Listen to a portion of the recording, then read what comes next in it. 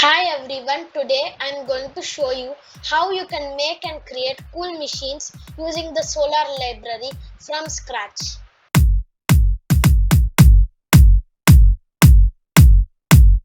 The new Enphase solar library has arrived in polyup.com. So let me show you a step-by-step tutorial on how you can use the library. I am going to create a project and I'm going to name it Solar House Demo. Before we start, let's know more about the solar library. For an appliance to work, you need a circuit box, a battery, and a solar panel. These components, along with the appliance, should belong to the same parent object, which means they need to be connected by anchors. The red, green, and blue colored objects are called anchors. Take a look at the solar library. Most of the parts have engine chips. The engine chip performs the action only during a certain period. Let's take this lamp for example. In the schedule stack of the lamp, there are two blue comparison operators and there are two numbers on top of it. Here it is 18 and 23, which means that the lamp will be on only between 18 o'clock and 23 o'clock. That is between 6 p.m. and 11 p.m. You can change the timing by changing these numbers.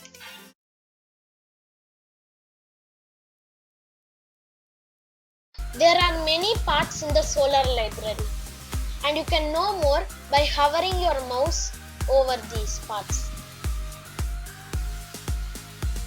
First is the microgrid controller or the circuit box. It controls the power usage of appliances. Next is the solar panels. There is a medium one and a large one. The amount of energy it generates depends on the direction it is facing and the time of the day. For example, if it is lying flat during noon, more energy will be generated because the sun will be directly above the solar panel. You can know the time of the day by looking at the clock. I will tell more about the clock after a few minutes. The medium solar panel generates 150 watts of power, whereas the large solar panel generates 300 watts of power. Next is the device electric meter or the power grid meter, which shows the amount of power coming from the grid. Next is the batteries. There are three types of batteries: a large one, a medium one, and a small one. The large battery can store up to 10 kilowatts of energy and it consumes 3840 watts of power. The medium battery can store up to 5 kilowatts of energy and consumes 3840 watts. The small battery can store up to 3.36 kilowatts of energy and consumes 1280 watts. Next, we have appliances. The first one is a lamp. It runs during the evening and consumes 65 watts.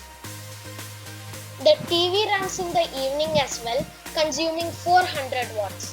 The refrigerator runs all day and night, consuming 300 watts. The microwave consumes 1000 watts and runs only in the afternoon. The AC unit runs in the afternoon and consumes 750 watts. The washing machine runs in the morning and consumes 500 watts. The water heater runs in the morning, consuming 4500 watts. The water pump runs in the afternoon as well as in the evening, consuming 725 watts. Lastly, the radiator runs at night, consuming 1320 watts. Depending on the amount of energy generated by the appliances, you can use an appropriate solar panel and an appropriate battery. Multiple batteries can also be used. Next is the graph. It is a very important part. Here's a demo project explaining the graph. The top part of the graph shows where the energy is coming from and going to. Anything above the center line shows where the energy is coming from, and anything below the center line shows where the energy is going to. In this case, the energy is coming from the solar batteries and PV solar panels, and the energy is being used by the appliance. The lower part of the graph shows the percentage of the battery. Next, we have the wall clock. It tells whether it's day or night or which time of the day it is.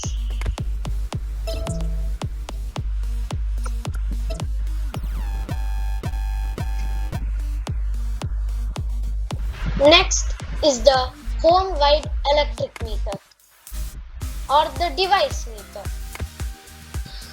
The extra solar energy generated is returned to the grid via this device. Next, we have some building blocks for our house. A floor tile, a wall tile, a window tile,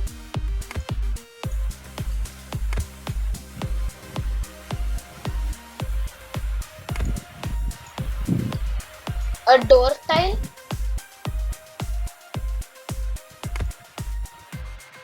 and a roof.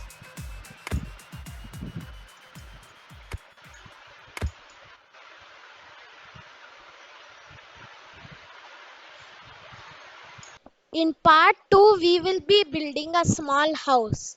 Thanks for watching.